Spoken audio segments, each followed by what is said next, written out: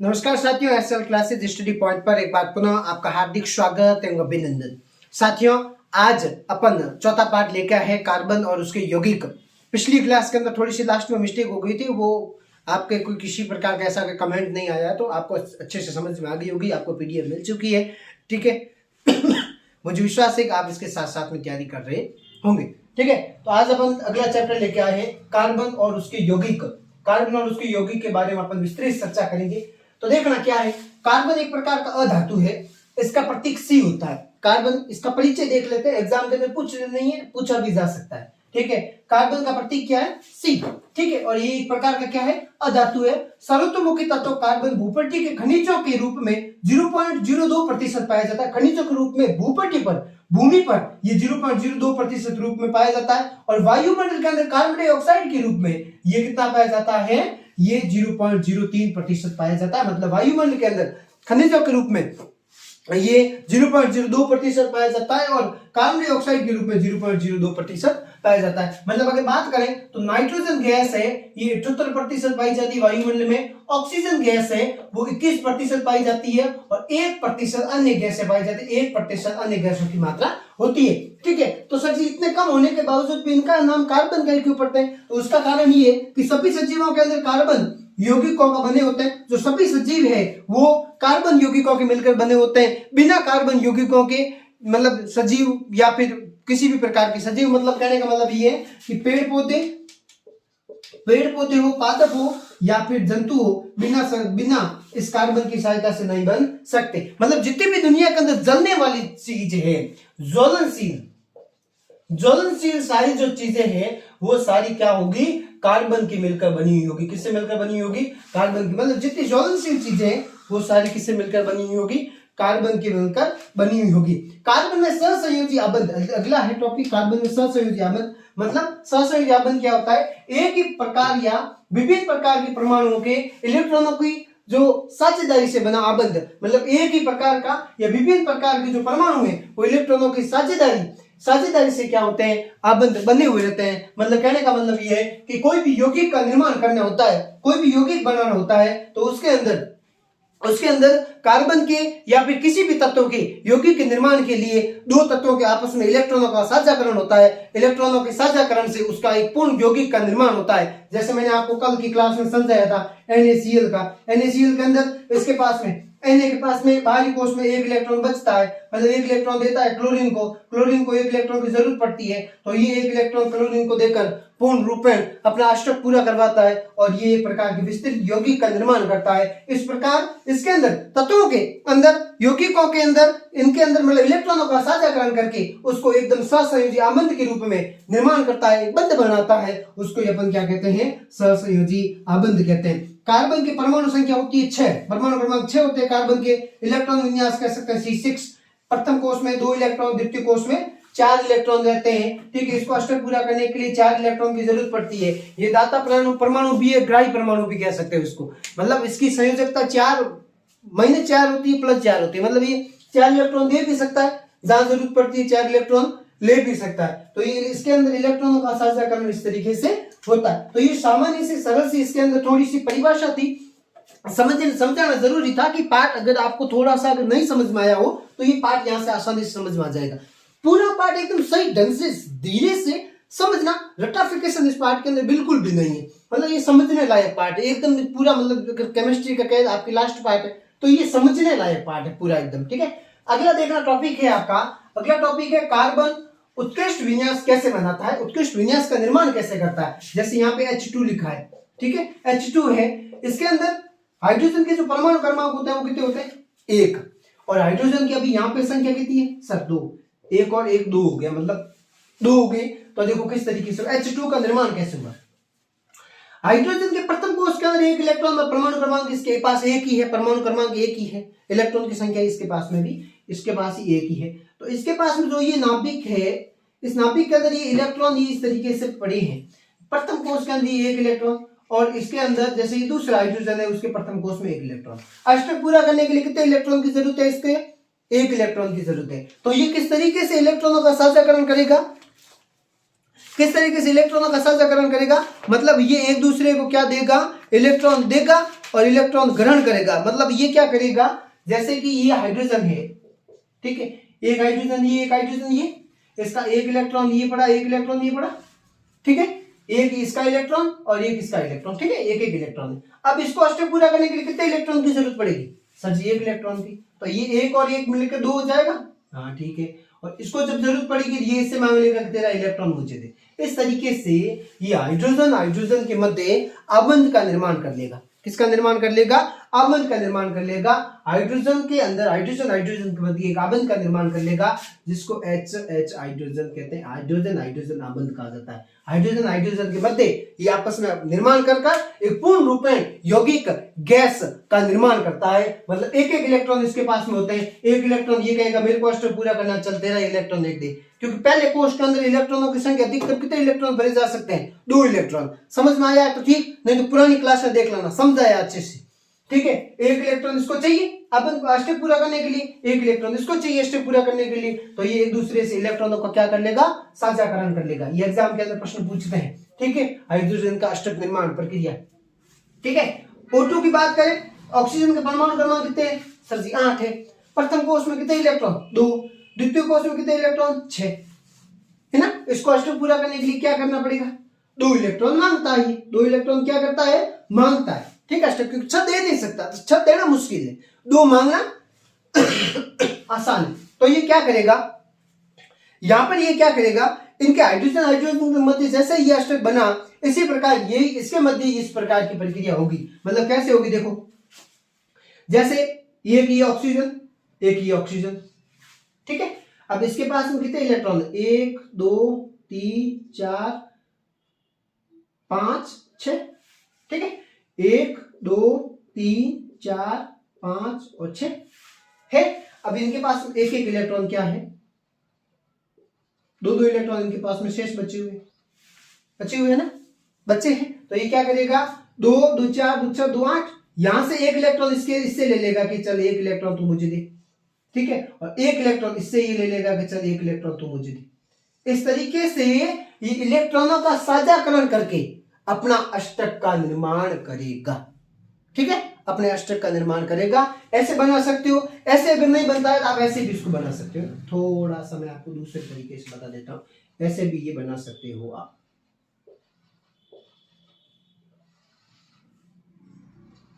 ना। इस तरीके से क्या कर देगा, एक दूसरे से इनको क्या देगा, इलेक्ट्रॉन देगा और अपना एक पूर्ण अष्टक का निर्माण करेगा, अपना अष्टक बनाएगा। तो कैसे इसकी सारणी बनेगी, oxygen double bond, oxygen double bond बनेगा। सिंगल बॉन्ड बन रहा है हाइड्रोजन के बाद, हाइड्रोजन बंद, यहाँ हाइड्रोजन सिंगल बॉन्ड हाइड्रोजन, ठीक है, क्योंकि इनके अंदर ये सिंगल तरीके से मिले, ठीक है। इसको आप ऐसे लिख सकते हो, दूसरे तरीके से भी लिख सकते हो, इसको आप ऐसे भी लिख सकते हो, है ना, ऐसे करके भी लिख सकते हो। तो सिंगल बॉन्ड बन रहा है, इसके अंदर देखो डबल बॉन्ड बन रहा है, ठीक है। तो यहाँ पे हो जाएगा ऑक्सीजन डबल बॉन्ड ऑक्सीजन। इसके नीचे आप ये लिख सकते हो कि ऑक्सीजन के 2 परमाणुओं के बीच दोहरा बंध बन रहा है, डबल बॉन्ड कह सकते हो, दोहरा बंध भी कह सकते हो। दोहरा बंध या डबल बॉन्ड एक ही बात है, ठीक है। इनके मध्य कैसा बंध बन रहा है, डबल बंध बन रहा है। आगे बात करें नाइट्रोजन की, नाइट्रोजन की बात करें तो नाइट्रोजन के परमाणु क्रमांक कितने हैं सर जी, 7 है। कोई दिक्कत नहीं है, आराम से 7 है। नाइट्रोजन के पहले कोष में कितने इलेक्ट्रॉन, 2। दूसरे कोष में कितने इलेक्ट्रॉन है सर जी, दूसरे कोष के अंदर इसके इलेक्ट्रॉन है, मतलब निकाल लेंगे तो 5 इलेक्ट्रॉन लगेंगे। अष्टक पूरा करने के लिए कितने चाहिए सर, 3 इलेक्ट्रॉन, 3 इलेक्ट्रॉन चाहिए। अब 3 इलेक्ट्रॉन का ये क्या करेगा, साझाकरण करेगा। 3 इलेक्ट्रॉन का क्या करेगा, साझाकरण करेगा। तो ये देखो नाइट्रोजन, ठीक है, यहां पे भी नाइट्रोजन, कितने हो गए, 2 और 2, 2 तो दे दिए इनके पास में पड़े, हाँ ठीक है सर पड़े। अब देखो 1 2 3 4 5 6, अब देखो कितने हो गए, 2 2 4 2 6 2 2 2 4 2 6। देखो ये दोनों को मिलाकर कितने हो गए, 7 और 7, मतलब ये 14 होता है इनके पास में, दोनों से मिलाकर 14 होता है, हाँ सर 14 होते हैं। तो ये क्या करेगा, 3 इलेक्ट्रॉन इससे ले लेगा और 3 इलेक्ट्रॉन इससे ले लेगा, तो इनका पूर्ण रूपेण क्या बन जाएगा, अष्टक बन जाएगा। ये देखो इस तरीके से 2 इलेक्ट्रॉन इससे ले लिया, 3 इलेक्ट्रॉन इससे ले लिया, इस तरीके से ये आपस में बंध बना लेगा और इनके मध्य नाइट्रोजन के मध्य ट्रिपल बॉन्ड बना, ठीक है, त्रिबंध बना है। क्या कह सकते हो इसको? त्रिबंध बना। देखो ध्यान से देखना, मतलब मैं लिख क्या रहा हूं, क्या रहा हूं, सुनना सही तरीके से। एक झटके में समझ में नहीं आएगा, कंफ्यूज हो जाओगे, खोपड़ा खराब होगा, क्या बोल रहे हो सर। मतलब ये देखो 3 बंध आपस में बन रहा है ना, मतलब इसके पास में 7 थे तो बाहरी कोश में इसको कितनी जरूरत पड़ी? 3 इलेक्ट्रॉन की जरूरत पड़ी। 5 बाहरी कोश में 3 इलेक्ट्रॉन जरूरत पड़ी, अष्टक हो गया। 3 इलेक्ट्रॉन इससे लेगा, ये कहेगा 3 तू मुझे दे, जब इसको जरूरत पड़ी ये इसको दे देगा, इसको जरूरत पड़ी इसको दे देगा, तो ये क्या होगा? इसके अंदर इस तरीके से इलेक्ट्रॉनों का साझाकरण होता जाएगा, इलेक्ट्रॉन का साझाकरण होता जाएगा और ये पूर्ण रूप में अष्टक का निर्माण कर लिख। ठीक है सर, हो गया। आगे देखो क्या बना? एन ट्रिपल बॉन्ड एन, है ना, 3 बंध बने ना, एन ट्रिपल बॉन्ड एन, मतलब त्रिबंध बने। आप त्रिबंध इसको कह सकते हैं, नाइट्रोजन के अंदर त्रिबंध बनेगा। जल के अंदर बहुत इंपॉर्टेंट है, ये सारे इंपॉर्टेंट एग्जाम में पूछते हैं इनके अंदर से प्रश्न, ठीक है, इसलिए समझा रहा हूं एकदम अच्छे से। यहां देखो हाइड्रोजन के पास में सर जी 1 इलेक्ट्रॉन है, यहां बीच में ऑक्सीजन लिख लो सर। इधर मैंने हाइड्रोजन लिख लिया, मतलब 2 हाइड्रोजन है ना, H2 है। ऑक्सीजन के पास में बाहरी कोश में कितने इलेक्ट्रॉन है सर जी? ऑक्सीजन के पास में 6 इलेक्ट्रॉन है। चलो ये 6 इलेक्ट्रॉन ऐसे, है ना। अभी क्या करेगा ऑक्सीजन? क्या करेगा? ऑक्सीजन को अष्टक पूरा करना होता है तो ये क्या करेगा? पूर्ण रूप में इन सब से एक इलेक्ट्रॉन ले लेगा। ले दे रे मुझे दे रे, 2 इलेक्ट्रॉन चाहिए रे, दे रे, तो ये क्या कर लेगा? इनसे ले लेगा। अब हाइड्रोजन को अष्टक पूरा करना होता है तो ये इनसे ले लेगा, ऐसे करके ले लेगा। ले एक इलेक्ट्रॉन दे दे। इस तरीके से इलेक्ट्रॉनों का क्या हो जाएगा? इनके मध्य साझाकरण। ऑक्सीजन को 2 इलेक्ट्रॉन की जरूरत है तो 2 हाइड्रोजनों से ले लिया। ऐसे मजाक में थोड़ी बना दिया, चलो H2O को जल बना देते हैं, है ना। चलते रास्ते में सोचा चलो यार हाइड्रोजन और ऑक्सीजन को मिलाकर जल बना देते हैं, ऐसे थोड़ी नहीं बना है, मजाक थोड़ी लगा रखा है। देखो ये देखो यहां से हाइड्रोजन का अंदर, हाइड्रोजन के पास में 2 इलेक्ट्रॉन है, 2 इलेक्ट्रॉन है दोनों हाइड्रोजन के पास में, तो इसको अष्टक पूरा करने के लिए कितने इलेक्ट्रॉन की जरूरत पड़ी? कितने की पड़ी? 2 की जरूरत पड़ी ना, तो एक इलेक्ट्रॉन इनसे ले लेगा, हाइड्रोजन का अष्टक ऑक्सीजन का अष्टक पूरा हो जाएगा। और हाइड्रोजन को जब जरूरत पड़ी तो हाइड्रोजन इनसे ले लेगा, है ना। तो इस तरीके से हाइड्रोजन के मध्य hydrogen single bond oxygen single bond hydrogen, इस तरीके से एकल बंध का निर्माण होता है। इनके अंदर किसका निर्माण होता है? एकल बंध बनता है। जी बहुत बढ़िया सर जी, तालियां बजाने वाला काम। मजा आ गया होगा, मतलब ये समझने में आनंद की अनुभूति होगी। वापस समझ नहीं आया, एक बार पुनः देखना, समझ में आ जाएगा। हाइड्रोजन के मध्य सिंगल बॉन्ड बना क्योंकि 2 हाइड्रोजन है तो एक इलेक्ट्रॉन का साझाकरण हो गया। अष्टक पूरा करने के लिए एक इलेक्ट्रॉन की जरूरत थी। ऑक्सीजन के मध्य परमाणु क्रमांक 8 है और इसको अष्टक पूरा करने में 2 इलेक्ट्रॉन की जरूरत पड़ी, तो 2 इलेक्ट्रॉन इन्होंने आपस में दे दिए। ठीक है सर जी, हो गया। ठीक है, और इनके मध्य मतलब एक इलेक्ट्रॉन देखकर और इन्होंने अपना अष्टक बना लिया। बेटा एक यहाँ पे मिस्टेक कर दी, देखो ये देखो ऐसे है, ठीक है, ऐसे भी मतलब बाहरी कोश में 2 इलेक्ट्रॉन थे तो इसने इससे ऐसे इलेक्ट्रॉन मांगे, ऐसे इलेक्ट्रॉन मांगे इससे कि चल ले दे रे, इसने कहा ले रे, ऐसे करके दिए। ठीक है, इस तरीके से, माफी देना गलत हो गया तो इस तरीके से इसने अपने इलेक्ट्रॉन दिए, इस तरीके से इन्होंने किसका निर्माण किया? अष्टक का निर्माण किया। नाइट्रोजन के अंदर भी इस प्रकार की, ठीक है, नाइट्रोजन के अंदर भी इस प्रकार से बना दिया इन लोग, इनके मध्य आपस में अष्टक बन गया। ठीक है, 3 इलेक्ट्रॉन दे दिए, 2 इलेक्ट्रॉन इसके पास थे, इन्होंने अष्टक आपस में साझाकरण कर लिया। और जल के अंदर तो आपने देखा ये भी, ठीक है, 2 इनके पास थे, इसके पास में 6 थे, तो आपस में साझाकरण करके एकल बंध का निर्माण किया। अगर पूछ लेना एग्जाम के अंदर क्योंकि हाइड्रोजन की संरचना बताओ तो ये संरचना बतानी है, ये वाली जल की बतानी है, ये वाली हाइड्रोजन की बतानी है, ये वाली ऑक्सीजन की, ये नाइट्रोजन की ना। पूर्ण रूप में अगर इलेक्ट्रॉनों को साझा करने वाली बनाओ तो भी आपको कोई दिक्कत नहीं है। ठीक है, पर ये याद रखना, इनके अंदर से प्रश्न पूछते हैं। अगला है सहसंयोजी आबंध के गुणधर्म। गलनांक और क्वथनांक इनका क्या होता है? कम होता है। सहसंयोजी आबंध का गलनांक और क्वथनांक कम होता है क्योंकि इनके बीच अंतर आणविक बल बहुत कम होते हैं, मतलब इनके मध्य अंतर आणविक बल क्या होते हैं? बहुत कम होते हैं। विद्युत का ये क्या होता है, कुचालक होते हैं, विद्युत के अंदर कुचालक होते हैं, क्योंकि बेटा सीधा तरीके से भी आप समझ सकते हैं कि इनके मध्य विद्युत का कोई लेना देना नहीं होता, ठीक है। इलेक्ट्रॉनों के बीच इसका आवेशित कण नहीं होते, इलेक्ट्रॉनों के मध्य इलेक्ट्रॉनों के बीच और कोई आवेशित कण नहीं होते, कोई आवेशित कण इलेक्ट्रॉनों के बीच में नहीं पाया जाता, आवेशित कणों का कोई लेना देना नहीं है। ये इलेक्ट्रॉनों का आदान प्रदान करते हैं सीधे तरीके से, और किसी भी तरीके से इनके अंदर किसी प्रकार का ऐसा कोई आदान प्रदान नहीं होता है। चलो लो स्क्रीनशॉट और आगे की चर्चा करते हैं। चलो साथियों, लास्ट स्लाइड, और मैं शॉर्ट ले रहा हूं इस क्लास को, मतलब पूरा पढ़ा रहा हूं, शॉर्ट कुछ नहीं कर इंपॉर्टेंट, मतलब ये पार्ट आप इस तरीके से समझ लो, पूरा आपको रटने की कोई जरूरत नहीं है, आप इस पार्ट को समझ लो, पूरा पार्ट पढ़ाऊंगा इस पार्ट, 2-3 क्लासें बना लूंगा, इसमें कोई टेंशन नहीं है। पर इसमें क्या है कि पूरा एकदम एकदम विस्तृत पार्ट ही हो जाएगा, तो आपको फिर लाइफ टाइम इस पार्ट को, क्योंकि आप कहीं भी जाओगे ये सारी चीजें आपके सामने आएगी बेटा, कंपटीशन एग्जाम में कहीं भी पूछेगा ये सारी चीजें आएगी, तो यहाँ ये सब ज्यादा जरूरी है। कार्बन के सर्वतोमुखी प्रकृति, तो सर जी इंपोर्टेंट का कैसे पता चलेगा, मैं आपको प्रश्न दे दूंगा ऐसे इंपोर्टेंट एग्जाम पूछने लायक, लास्ट में चैप्टर पूरा होगा उस समय मैं आपको इसमें प्रश्न लिखवा दूंगा यहाँ या फिर टेलीग्राम चैनल पर, अच्छे से प्रश्न छाट के, कोई चिंता मत करो। संकलन क्या होता है, कार्बन कार्बन परमाणुओं के बीच में सहसंयोजी आबंध बनाकर लंबी एवं शाखित श्रृंखला और वलय संरचना वाले यौगिकों का निर्माण करते हैं।